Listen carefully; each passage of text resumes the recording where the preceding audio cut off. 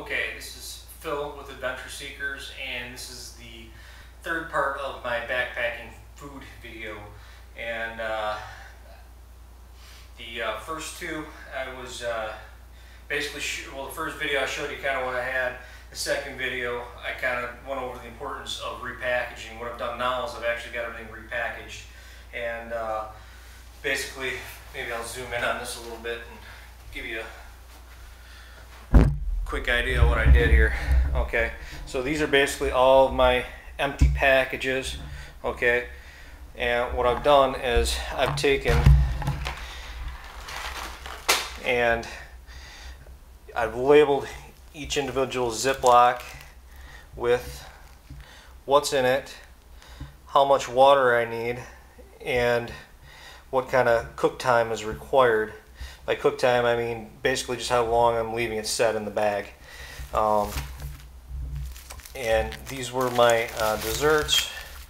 Here's my breakfast. Now I had two packages of breakfast, which I told you I'd get 2 days out of each package. Actually, this is not the breakfast. The breakfast is... okay, there's the breakfast. So these broke down. And that's going to fill a burrito real nicely. And it's actually very filling. It'll fill me right up. That makes a good breakfast.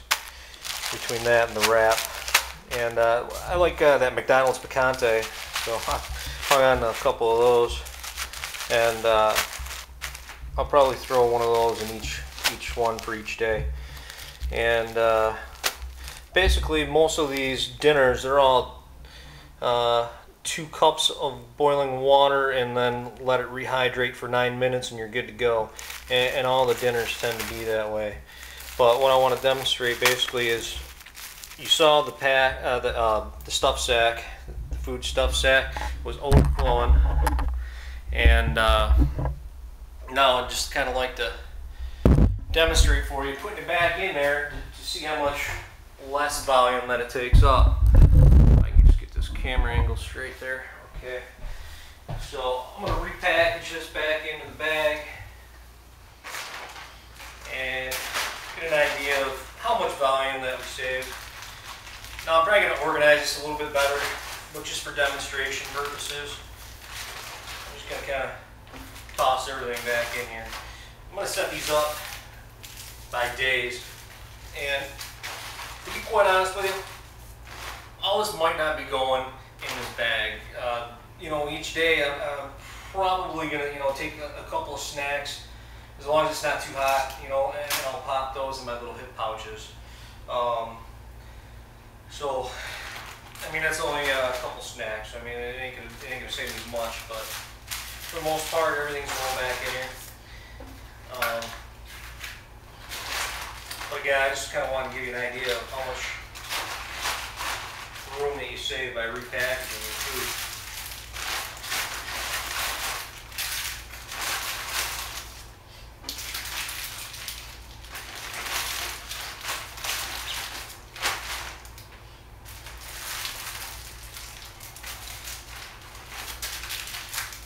This isn't necessarily the order, like I said, that I'd be putting this in. I'd separate it out by days.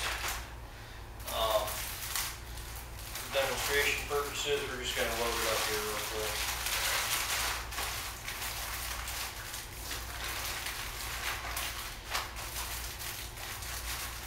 And then go for the meals.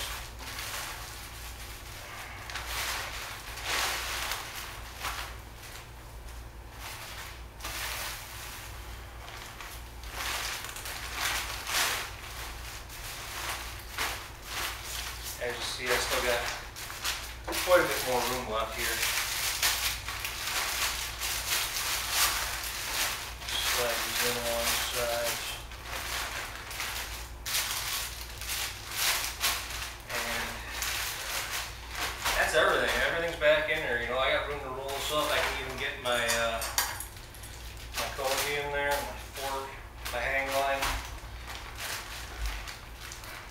I'm going to be able to close this right up,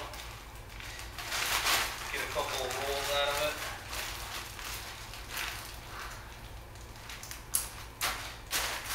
And it's going to fit right in my pack. got about 12 pounds of food here for 7 days, minus one breakfast, and that's about it. Repackaging your food. This is what I take with me. And one other thing I do want to go over here is this koozie. I told you I'd do that for you.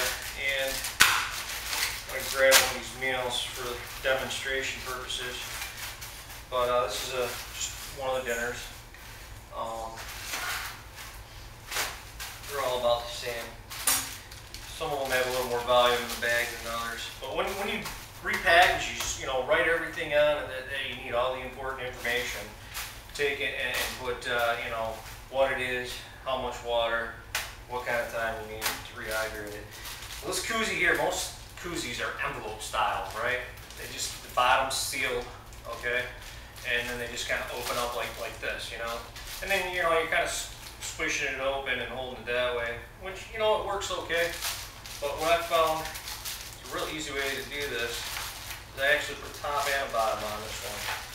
Now, I know for some of the gram weenies out there, they might be like, well, you don't really need all that. It don't really add much weight, in my opinion. And the added convenience, to me, is well worth it. This particular end is the bottom. It stands right up, okay? The top, if you notice, when I put the top, it's a little bit lower here where I taped it on at, and it'll fold over and close up still real nicely. But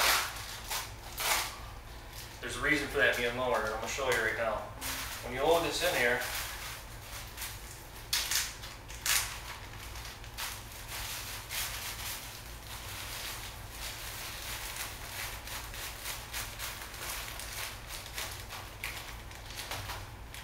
I've kind of taken the measurements into consideration for freezer bag cooking. And what you can do is you can fold this right over, and it holds the bag open real nice.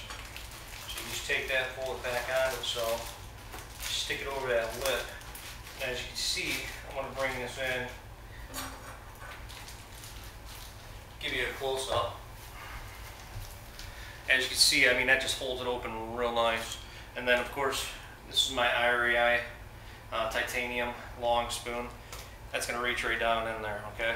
And you're going to be able to get every last little morsel out of there, which I know we'll all want to do. So, anyway, that's it.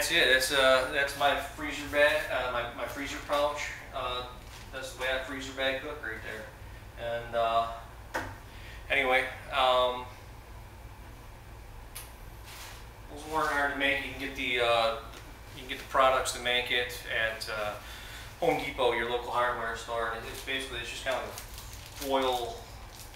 It's like a bubble wrap wrapped in foil, and I think it's called Celotex. To be honest with you, I kind of forget the name. I probably should have that for the purpose of this video, but